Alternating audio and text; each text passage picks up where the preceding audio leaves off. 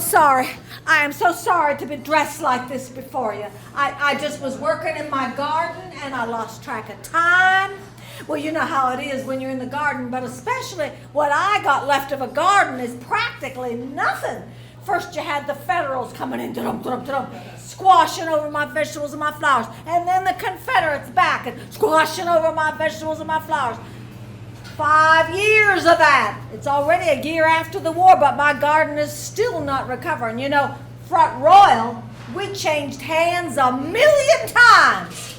Well, maybe not quite 1,000,000, more like 70, but that's a lot of moving back and forth of blue and gray. Now, I have an inn. And that's why I need my garden, because I got vegetables and things to grow. But you know, you don't care about my problems, do you? You're here to hear about my niece Belle. Oh, I know everybody wants to know La Belle Rabelle, what she's doing and what she hasn't doing and who she did it with. Ooh, I can't be talking about that. I'm too much of a lady. But let me tell you, that Belle, well, she had a lot of escapes. And she's writing them all down in her book. Yes, she told me. She wrote me a letter from London, and she told me she has a book ready to go. And when she comes back, she's a widow woman now. I believe that Union husband of hers went and died on her after he got to London. They were going to court-martial him for marrying her, but whatever. And she's coming back, and she's going to be going on stage herself. But I can tell you this, her best escape was the one in 1862 from right here in Front Royal. And I could tell it. I don't have to wait for Belle because I witnessed it right from my very own inn. You see, the Federals, they had us penned in Front Royal. All of us good folk going to market, doing this, doing that, trying to live our normal lives. Well, we couldn't go but so far. The Federals had people with guns stationed all around the town. You can't go out. You might send messages to the Confederates. Well, of course we would have. We were all Confederate sympathizers. What did they think? Were they crazy? But Belle, she was the best of them all. Oh, yeah. She would be a dancing and a moving and a flirting with every man in blue. Well, to tell you the truth, every man in gray, too. But it was the blues who were in town now. And they were the ones she got information from. Oh, yeah. While they were talking and a bragging on how wonderful they were, Belle was a smiling and a flirting and remembering it all. And then she'd come back upstairs and write a little note, and she'd give it to her servant, and her servant would give it to another servant, and on it would go. But late in May, in 1862, Belle looked out the window of our little inn, and she saw a powerful lot of activity going on in the street, more than usual. Them Union boys was running back and forth and back and forth and back and forth and this and that, and horses here and horses there. And she went out into the street among them. She was never afeard of nothing, Belle. "Why, what's going on?" she asked, real nice and sweet. And they told her. Believe that? I guess they figured, who was she going to tell? Me? What was I going to do? Well, they told her that they had a plan. There were only 1,000 of them in the town, and they knew there was a big Confederate force, and it was moving faster than they thought, and they were coming in, so they were going to leave Front Royal, the Federals, and they were going to burn all the bridges and blow up all the depots, hoping to take some of the Confederates on their way to heaven with them when the things blew up. But they were then going to funnel the Confederates toward General Banks. Then he had a big force waiting, and then poof! Down they were going to go on the Confederates. And the leader of those Confederate forces was nobody else but Stonewall Jackson, T.J. Jackson himself. Well, of course, this concerned Belle. For one thing, Stonewall Jackson, he was a neighbor of hers in Martinsburg. Oh yeah, before Martinsburg went and turned traitor and went for the Federals. You call it West Virginia. What do they mean that? That's Virginia. So, Belle's daddy, my brother-in-law, he was one of the aides to Jackson. And they were going to be stomped by the Federals. She couldn't allow that. So she sashayed her way through, right up to Colonel Kenley. And sure enough, he divulged all the details to her between ordering people around, do this, do that. Belle came running back into the house. She wrote it all down, and she put it in the pocket of her apron, because this time she wasn't going to wait to send it through the long way.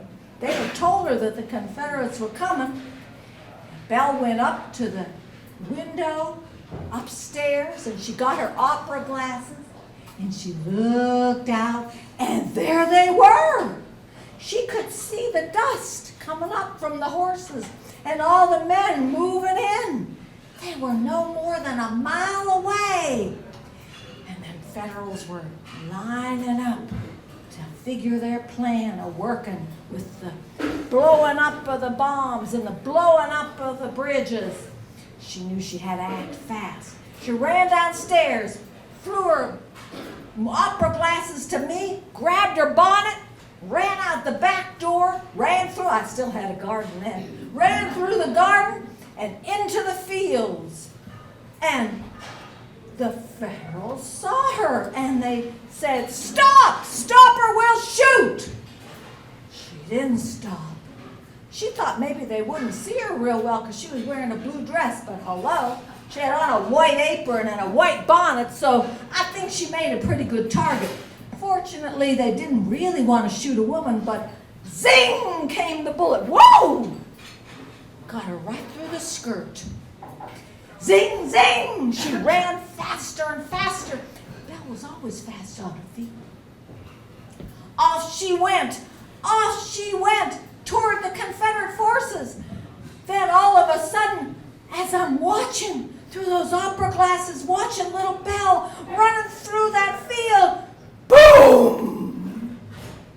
The Federals shot a cannon right at her. Oh no! My little Belle! She might have been... Oh, wait a minute. She's not dead. She's alive. I saw her get up. It scared her and knocked her out, but she got right up and picked up that bonnet of hers and kept her running toward the Confederates. And I could even hear her. I thought I heard her. She told me afterwards what they said. I don't know if I really heard it. Huzzah! Huzzah! Come on! Come on! The Confederates said as they watched her. Oh, our boys in gray, so polite, so gentlemanly. And she got up to them and she grabbed the first one she saw and she said, "Take me to General Jackson." He looked at her like she was a crazy woman. And if it hadn't been for Major Hardy coming out on his beautiful big horse and said, "Belle, what are you doing here? I thought you was with your aunt in the inn in Front Royal." I am, but I have a message. It's for General Jackson. You gotta give this to him. And she pulled the plans out of her pocket. "This is wonderful information, Belle. Thank you. Can I have one of these men give you a horse so you can get back faster to the inn?" "No need. I'll go as I came." He ran off to Jackson, and Belle started running back. Well, them Federal boys, they kept firing at her. And Belle, whoa, whoa, whoa, whoa, whoa, just missed getting her pretty new shoes shot up and her foot along with it. And the Confederates, well, they was a shooting at the Federals, but, you know, she was right in the way, I gotta say. And they almost shot her too. But she got back just in time to collapse on the fainting couch, well named, in our salon. And there she stayed till the fighting ended. Now, usually my house was where all the officers stayed.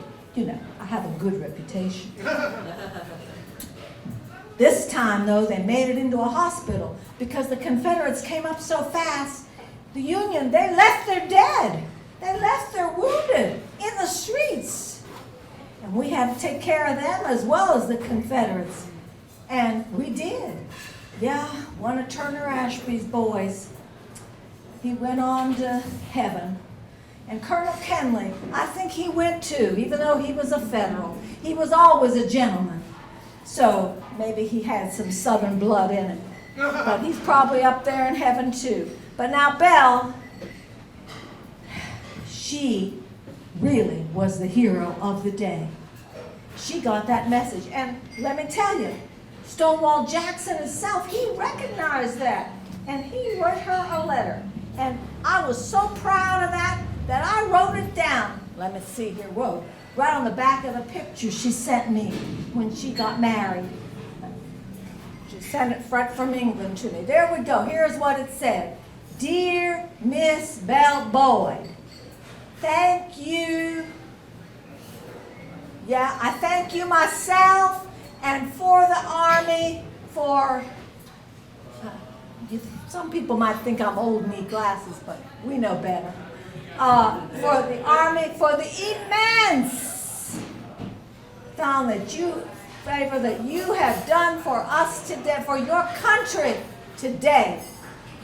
Hastily yours, your friend, T.J. Jackson, a neighbor never forgets. And that's the story of Belle's best escape, as far as I know. She escaped from prison. She went here and there and all around. And I'm sure she'll tell you all about it when she comes out with her book and makes her tour all over the country like she's planning. Oh, and now don't be thinking that people won't want to hear from her because she was a rebel and supported slavery and all that, because she didn't support slavery. No, she didn't. She never did. And also, Belle, she was right sad when she heard about Lincoln dying, because she said that he was the best hope for the country and for the South. And it was really too bad that he got shot by that strange actor man. I think that that's the truth of Belle.